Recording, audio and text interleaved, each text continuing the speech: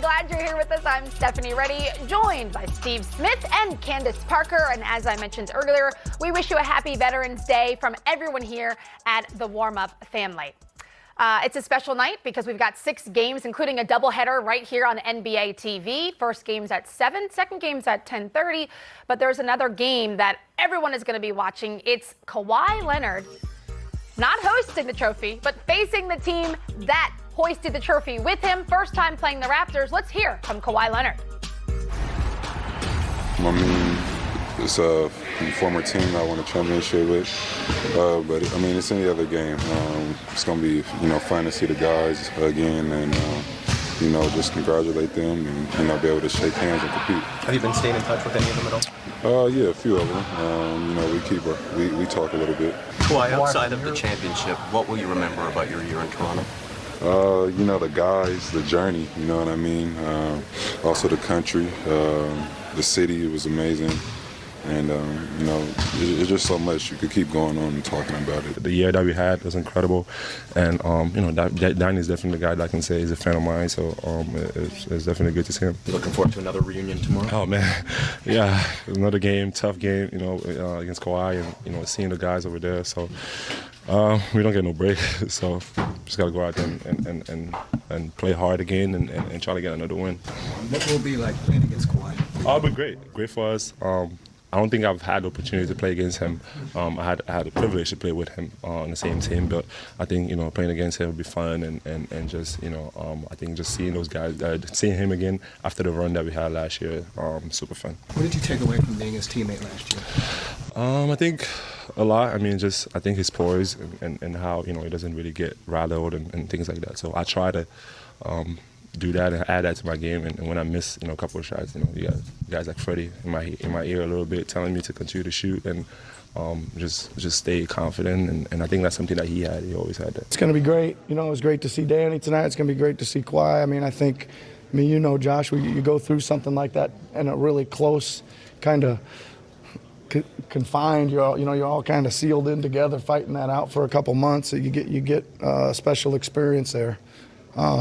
And in saying that, I'm going to stay up late tonight trying to devise some kind of scheme to try to make life very difficult on him tomorrow. Well, much easier said than done, making life difficult for Kawhi Leonard. He has been on a tear early this season. He, of course, coming off of winning the Finals MVP, hoping he can do it with a third different team, which I think would be amazing. Your thoughts on Kawhi and his early play for the Clippers? I think he's been fantastic. Everyone wants to talk about the load management, and that's another story. But when you just look at the product on the floor, to me, Kawhi's getting better, Candace. I'm watching a guy that he answered my question. Can he carry a team? He did that. What's next for Kawhi? Never thought you put him in a situation where he's getting 7, 8 double-digit assists. And then the efficiency he's doing it. He's only playing like 30-something minutes, and being able to put up those type of numbers and still win, and teammates like playing with him. I still say another couple more years, Candace, we gonna see even more added to his game. He's like one of those players that came in as just like a total sponge, and now you just keep adding stuff to him, and he's becoming one of those players that he's still shocking me because the maturation of him being able to pass the basketball as a point guard now, getting others involved is just unreal for me. Well, you look at the way in which he approaches the game of basketball. He kind of came onto the scene with the Spurs, and everybody knew who Kawhi Leonard was. But when he won a championship and got Finals MVP, everybody got everybody's attention. Mm-hmm. And then he goes to the Raptors, and he changes that franchise around. And every one of those guys had that same personality and took on his demeanor. Mm-hmm. And then now he comes to the Clippers, and it's kind of the best of both worlds, where they were that blue-collar attitude franchise, and he came in and it was a perfect fit. And he's able to close games. That's the biggest thing. In the fourth quarter, when the Clippers are down, they're behind 10, 12 points, Kawhi comes in, makes baskets happen, gets to the free throw line. He's that guy that can play both sides of the ball. He plays defense, offense. He's top 2. He's top 2 on the planet for basketball. Candace, we've been around players, and we all have, even kill. I haven't ever seen even kill like this. I saw a spectacular play the other day. I think it was by Lou Williams and Montrezl Harrell. everybody was jumping up and they went panned right to Kawhi. You sitting there just like this. I mean, that to be able to stay even keel into those moments, I was unbelievable last year from hitting that game-winning shot because I was more excited about the reaction I saw from Kawhi than the shot, which was amazing. He's amazing that a kid can stay that composed, Candace, and through him making shots and others making big shots. I haven't seen anything like this. It's composure, and it resonates through his entire team, through the entire organization, and you see that. It's impressive, and you're right. I was very excited to see the emotion. It was the most we'd ever seen from him, and that is hard to do, to keep it like this all the way through. Now, there's another team in LA, the Lakers. They lost to the Toronto Raptors. Raptors have a second night of a back-to-back tonight. How well did they play? They broke the Lakers' 7-game win streak. Pascal Siakam had a double-double, as did Fred VanVleet, who started in place of the injured Kyle Lowry. It's almost like a replay of last season, where it doesn't matter if someone's out, the Raptors are trying to figure it out. Well, they're guys around Kawhi. Everybody talks about Kawhi, and that was the reason why they got over the hump. Well, these guys are pretty good, too. And as we've seen, Pascal Siakam's kind of played behind Kawhi. He is that guy that can stretch the floor, can handle the ball, gets out in transition. I mean, the Toronto Raptors outscored the Lakers in transition yesterday, and that was the entire game. They played defense, got stops, got out in transition, and so it really tested. I mean, the Lakers coming into that game were #1 in defense in the league, and after that, I mean, Toronto put on a clinic in terms of getting up and down the court. You know, for me, Candace, and you know, you have those games with the Lakers. You lose games, all teams, but for what you said and what I watched was transition defense. I circled that in my mind. I kept looking as, is this a commitment for that the Lakers, can they fix this? The way you gotta want to be able to get back in defense. It looked like against the Raptors that they just didn't have enough to keep up with the speed of the Raptors. This is one area I know in the playoffs it slows down. That I'm a little concerned with the Lakers. Well, we talked a little bit about what they're doing, the Clippers and the Toronto Raptors. Let's talk about our breaking news that we just heard. Chris Middleton will miss 3 to 4 weeks with a left thigh contusion. This is per league sources. Shams tweeted this. I don't think they can afford to miss out on Chris Middleton. Remember, he's an all-star. He is supposed to be the #2 to the MVP. How are they going to sustain their play? Well, the one guy for me is Eric Bledsoe. I think this is where you step up now. You don't try to do more than what you can do. You don't try to come out and just try to score your points and Chris Middleton, but you definitely have to hold your own. And I think as far as shooting, they're going to miss him, but they have some guys that can knock down shots. There's always the next man up, but I would think picking a guy that right now has to step up, not his points and leadership, just be the best version of himself to me is Eric Bledsoe. I think Eric Bledsoe, but I think Giannis is going to have to be even more of a playmaker. And by that, I'm saying, you know, it's easy to come down and you dish out to Chris Middleton and he hits the 3. Now, Giannis you're going to have to start manufacturing those points, make them up. I don't know if Eric Bledsoe is able to raise his points per game by 10 to 12, which you're going to need. So you're going to have to do the little things. You're going to have to get on the offensive glass. You're going to have to knock down free throws, which is something that Giannis has struggled with over this year and over the course of his career. So, hey, listen, this is a great time for the reigning MVP to step up even more and show us more of what's in his bag. Ooh, more aggression from the MVP. That sounds like he's fun. He's going to try. That's right? the one thing Oh, I know. he's going to try. Did you see him rip his jersey when he airballed the sign? Oh, man. Time for our poll question here in the warm-up. Who is your favorite player in the NBA? No, not in the NBA. In LA, LeBron James, Anthony Davis, or Kawhi Leonard? Make sure you hit us up on social media. Magic Johnson for me. I think we're talking about current. Oh, current. Yeah, that's current. Not a Yeah, question. that's all right. You should have said Candace Parker. That's messed up. Oh, how about that? See, look at you. That's messed up. It's in LA. Talking about players who play in the LeBron's from Cleveland. All right. Elite teammate. Added horsepower. That's all right. We all do from time to time. Blake Candace Griffin. Parker. Blake Griffin is supposed to be returning. Back. Griffin. Blake Griffin warming up. Excited to see him back out there. He's missed all 10 games of his Detroit Pistons so far this season. Just to put in perspective what they've missed, his career numbers, 22 points, 9 rebounds, 5 assists. I think they'll be welcoming that back with open arms. And glad you guys are back here with us at the warm-up. We are happy to welcome in James Edwards III from The Athletic, beat writer of the Detroit Pistons. How you doing, James? I'm doing well. Thanks for having me on. Okay, so obviously the news of the day as it relates to the Pistons, we want to know the full update on Blake Griffin. Yeah, he's back after missing 10 games due to left hamstring soreness, left knee soreness. If you guys remember last year, he left the regular season a little early last year, was in and out of the lineup. What later turned out to be a torn meniscus in his left knee. Gutted through the playoffs. Obviously, Detroit needed him in every game that they could get just to get into the playoffs. But I think there was a little bit of a ripple effect of that going into the summer. He played in 2 preseason games, so he might have injured a little bit more. But now he's back, and I believe Derrick Rose is back tonight as well, who's missed the last few games. James, go green. Go white. Stop Candace.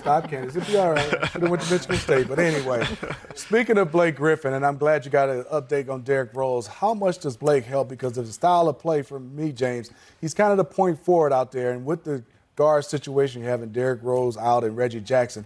There's talk about how they're going to use him. And is there any minute restriction on Blake Griffin?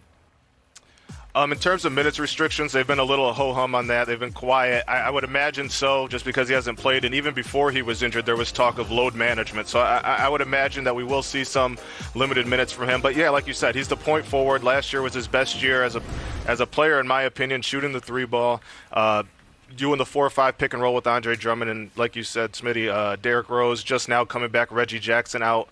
They need a playmaker, and they've been struggling with turnovers. Now they got a guy out there that can kind of orchestrate the offense, slow things down, get things going for these young guys.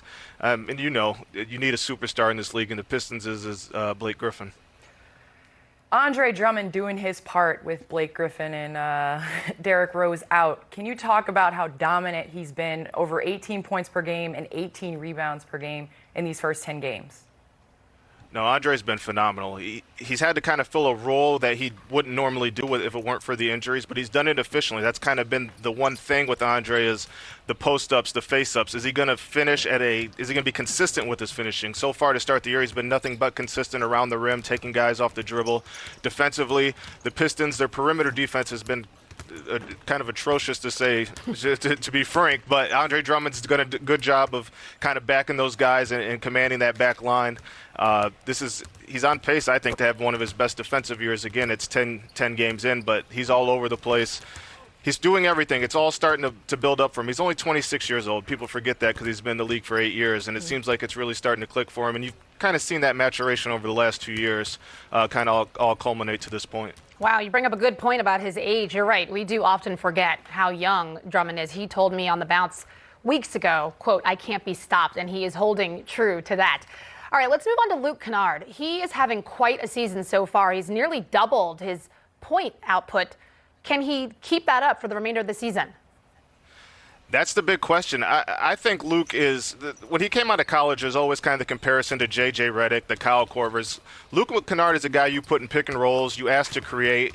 They're trying to find out if he can be a go-to guy, if he can be a number 2 option when you have Reggie and Blake back. But he's shot the ball tremendously, averaging 8 points a game, I think 42% from 3. He's more than just a shooter.